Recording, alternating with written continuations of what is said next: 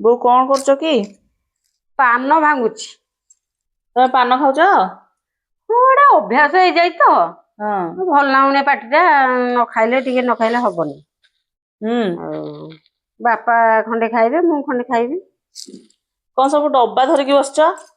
ଆଉ ସବୁ ମସଲା ସବୁ ପ୍ରକାର ମସଲା ରଖିଛି ପକଉଛି ଆଉ ହଁ। ଖାଲି କଣ ପାନ ଖାଲି ଖାଇଦେଲେ ହବ ତା ଦେହରେ ସବୁ ମସଲା ପଡୁଛି। ଗୁଆ, ମିଠା ମସଲା, ଗୁଜୁରାତି, ଲବଙ୍ଗ, ପାନମଧୁରୀ ସବୁ ସବୁ ପକେଇକି ଏତେ ପକେଇକି ଖାଉଛ ପାନରେ?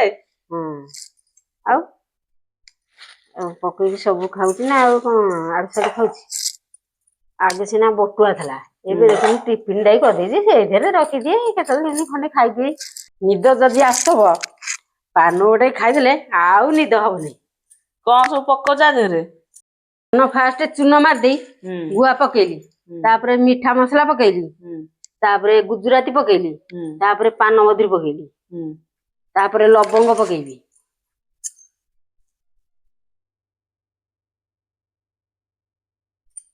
64 ମସଲା ପକେଇକି ଖାଉଛି ନା ଆଉ କଣ ସେମିତି ଖାଲି ପାନ ଖାଉଛି।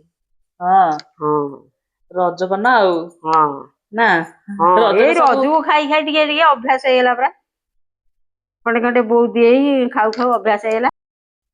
କାମ କଲେ ମାନେ ହୁଁ ଭୋକ କରିଥିଲେ ପାନ ଖଣ୍ଡେ ଯଦି ପାଟିରେ ପଶିଥିବ ହୁଁ ଆଉ ଭୋକ ଫୋକ ହଉନ ସେ ଏମିତି ଦିନ ସାରା କାମ କରୁ ହୁଁ ଗଲା ହଁ। ତାହେଲେ ପାନ ଟା ତମକୁ ଏନର୍ଜି ଦଉଛି ଆଉ ନା? ହଁ ପାନଟା ଏମିତି ଖିଲ ମୋଡା ହଏ ତତେ ଆସିବ? ନା। ଜାଣିନୁ ଖାଇନୁ ଆଉ ଜାଣିପାରିବୁ କେମିତି? ଓ ଦେଖ ହଁ ମୁଁ ପାନ ଖାଇବି ଆଉ। ଖିଲ ମୋଡି ଦଉଛି ଗୋଟେ ଦୋକାନ ଟେ କରିଦେଲେ ହବ ହଁ ବୁଝିଲୁ ଭଲ ହେଇନି? ହଁ।